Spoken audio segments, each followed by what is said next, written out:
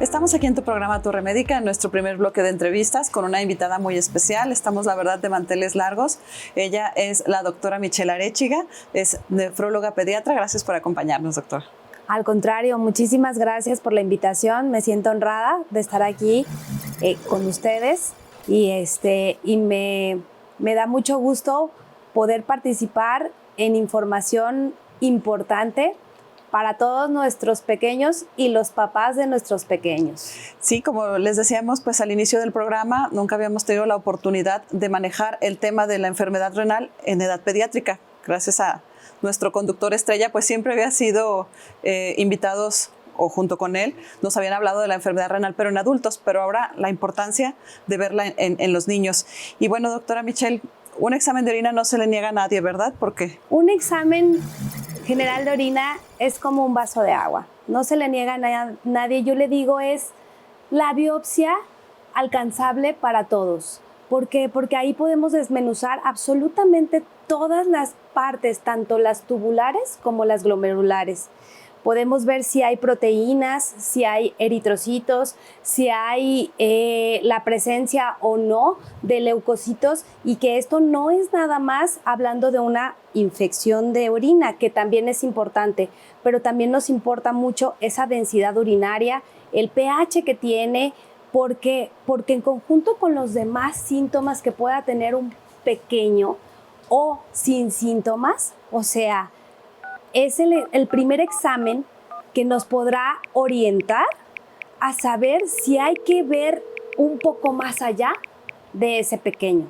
Incluso el general de orina debería de ser nuestro examen para permitir la entrada a los pacientes al kinder, porque es la detección oportuna de esas enfermedades que son silenciosas y que pueden no aparecer ningún síntoma y el primer síntoma aparecer en el examen general de orina. Son aspectos que yo creo que son sumamente importantes. Quiero que sepas que hace como unos 6 o 7 años se trabajó esto para que se subiera al pleno del Congreso en el estado de Jalisco en virtud de la alta incidencia que tenemos de pacientes con enfermedad renal jóvenes.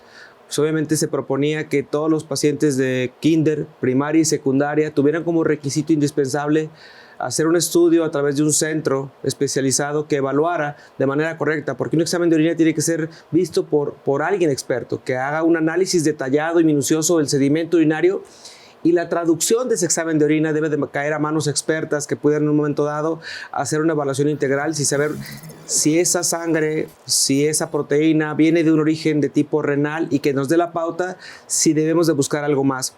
Y yo creo que esa parte en la que tú mencionas esto también es parte fundamental en la historia clínica, hablar de aspectos como lo es el embarazo, la evolución del embarazo, para que un menor pueda darnos la pauta de si tuvo un comportamiento que nos haga pensar en algo renal, ¿cierto? Es correcto. Tan solo el saber que es una madre preeclámptica ya condiciona la formación renal. También el saber si la madre tuvo que tomar algún medicamento, cual sea la razón para mantener este embarazo. Eso repercute también embriológicamente a la formación renal y va a repercutir de alguna manera también en las malformaciones urinarias y también de alguna otra manera al nacimiento del bebé para la función tanto tubular como glomerular. Y esto nos es muy importante para nosotros enfocar por qué están sucediendo las cosas. Ahora, en esta era también tenemos las madres que tuvieron COVID durante el embarazo. Esto antes no lo veíamos y hoy sabemos que condiciona dependiendo del trimestre en el que se tuvo la enfermedad para poder tener ese bebé que puede incluso nacer con una nefritis túbulo-intersticial o una enfermedad glomerular por COVID, o incluso tener a causa de cualquiera de estas situaciones durante el embarazo un nacimiento prematuro y que esto condiciona también la función del riñón. Entonces vemos a la madre, pero junto con la madre ya estamos predisponiendo la salud renal de ese bebé. La exposición que también hay de algunos hidrocarburos, la exposición que puede haber algunos fertilizantes, algunas situaciones durante el embarazo que pueden predisponer a esa oligonefronia que puede predisponer a una salud renal no buena o alterada, quiero decirlo mejor de esa manera, para ese bebé. Doctora Michelle, ¿y qué pasa con un prematuro? Un niño que acude a tu consulta, su mamá te dice, nació antes de término. ¿Esto es igual a enfermedad renal o predice la enfermedad renal? Sí. Esto no es que sea igual, pero sí, de la semana 5 a la semana 37 es cuando existe esa formación renal. Primero celularmente, después la morfología renal, la traducción hacia donde se mueven estos riñones para colocarse donde deben de estar, y de la semana 34 a la semana 37 es cuando existe la terminación de esas nefronas con las que vamos a nacer y las nefronas que nos van a acompañar hasta los 35 años de vida, bueno, a toda nuestra vida, pero hasta los 35 que empiecen a envejecer.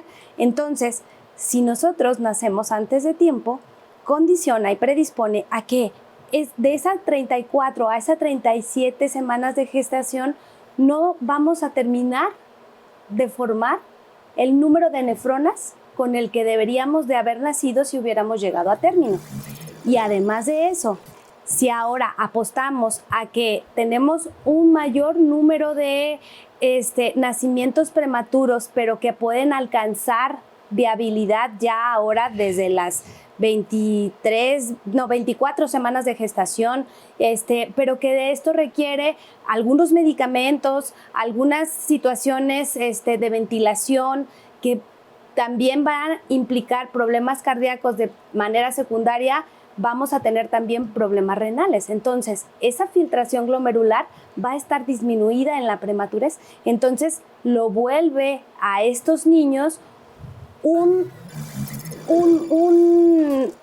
niño que necesitamos ver el nefrólogo pediatra, además de su neonatólogo, además de su pediatra, porque es un niño que posteriormente vamos a tener una filtración glomerular disminuida, y entonces a ese niño prematuro tenemos que tomar todas las adecuaciones de no antiinflamatorios no esteroideos, también que tengan una buena ingesta, agua, que su alimentación sea la adecuada. O sea, es un grupo vulnerable que tiene que ser visto por el nefrólogo pediatra, además de todo el gran equipo que conforma per se el que, así como hacen un tamiz auditivo, un tamiz endocrinológico, así también tendríamos que tener a esos niños con un tamiz renal. Ese tamiz renal nos estaría diciendo que esa función se preserva, nosotros acompañando, además de todos los demás especialistas que tienen que tener estos niños. Creo que a manera de pregunta, pero yo creo que lo haría de manera de afirmación. Al preescolar debemos de evaluarlo año con año, ¿sí? De manera ordinaria. Tu papá, tu mamá, tu abuelita, tu tío. Tenemos que proponerles que al paciente, al niño, el preescolar, escolar y obviamente el adolescente, tenemos que evaluarlo de manera periódica. ¿Con qué estudios, Michelle? Yo les digo a los papis, es el piquete de amor más grande que les vas a dar. ¿Por qué? Porque todo el mundo dice, no lo quiero picar. Yo aseguro que cuando menos una vez al año tenemos que tener cuando menos una química sanguínea, como ya lo dijimos, un examen general de orina, una biometría hemática, y con eso, evidentemente, su secuencia con su pediatra, pero nosotros como nefrólogos pediatras podremos leer ese examen general de orina, ver esa química sanguínea y esa biometría hemática para saber cómo va evolucionando nuestros pequeños. Y además de eso, quiero agregar, si es un paciente que tiene alguna otra condición, tendremos que ampliarlo incluso con un ultrasonido renal, porque el ultrasonido renal nos va a dar la oportunidad de ver si existen o no algunas malformaciones congénitas o algún vaciamiento vesical inadecuado, alguna otra situación